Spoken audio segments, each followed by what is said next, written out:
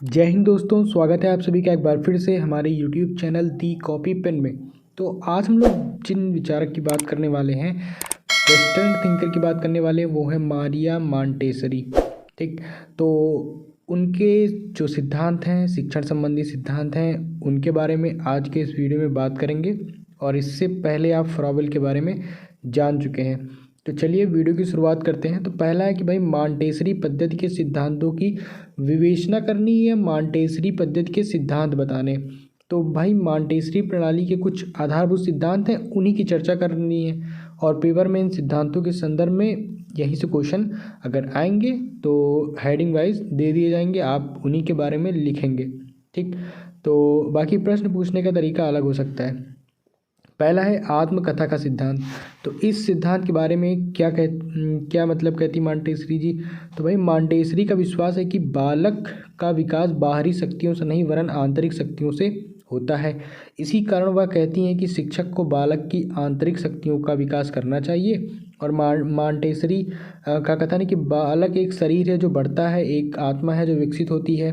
विकास के इन दोनों स्वरूपों को ना हमें कुरूप बनाना चाहिए और ना ही उन्हें दबाना चाहिए, परंतु उस समय की प्रतीक्षा करनी चाहिए जब किसी शक्ति का क्रम के अनुसार विकास हो।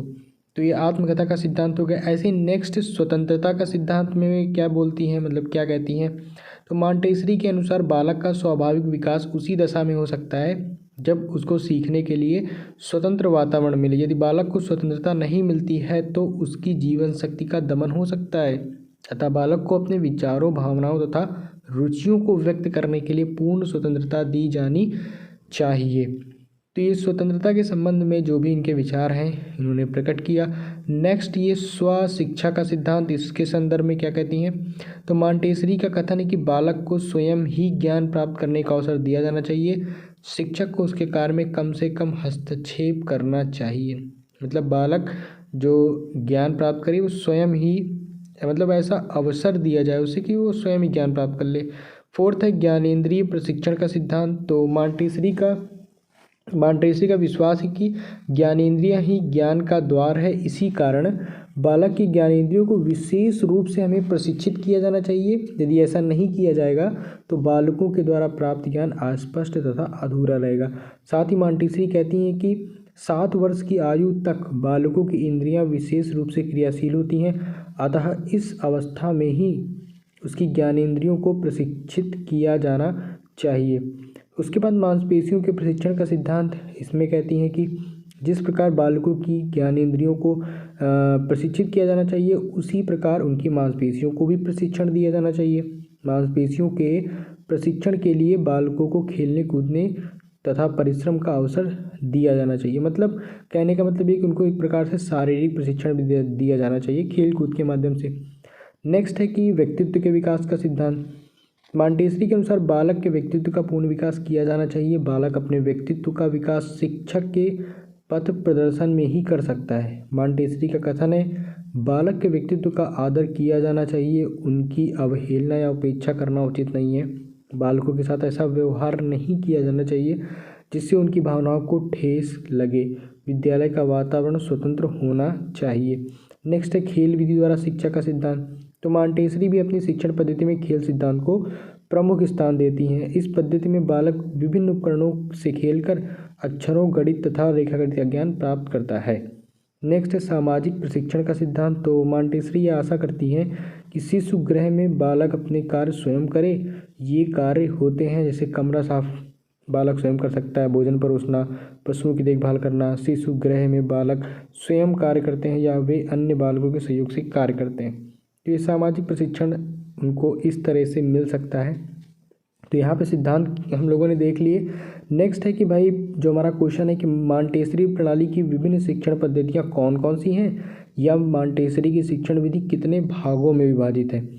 ठीक, देखते हैं। पहला है कर्मेंद्रियों की शिक्षा।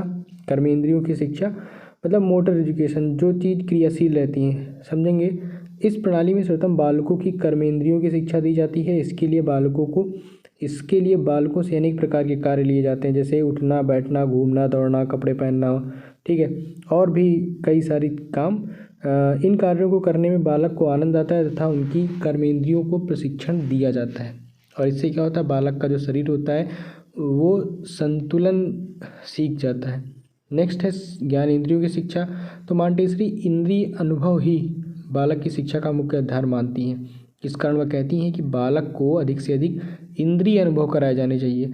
ज्ञानेंद्रियों की शिक्षा का महत्व बताती हुई मॉन्टेसरी इस प्रकार लिखती हैं कि शिक्षण विधि में इंद्रियों की शिक्षा का निश्चित रूप में अधिकतम महत्व होना चाहिए। मॉन्टेसरी प्रणाली में स्पर्शेंद्रिय और चक्षुंद्रियाँ, श्रवणोन्द्रिय और स्वादेंद्रियों आदि को प्रशिक्षण करने के लिए बालकों को विभिन्न उपकरण प्रदान किए जाते हैं। नेक्स्ट है पढ़ने लिखने व गणित की शिक्षा। तो मॉन्टेसरी पढ़ने की अपेक्षा लिखना अधिक सरल मानती हैं। लिखने में केवल मांसपेशियों का प्रयोग किया जाता है, जबकि पढ़ने में स्वर तथा उच्चारण संबंधी मानसिक शक्तियों का भी प्रयोग किया जाता है। इसी कारण बालक को पढ़ना तब सिखाया जाना चाहिए जब उनको भली भांति लिखना आ जाए। ठीक। और मॉन्टेसरी प्रणाली में पढ़ने लिखने तथा गणित की शिक्षण विधियाँ कुछ हैं, जैसे लिखना पढ़ना और गणित में।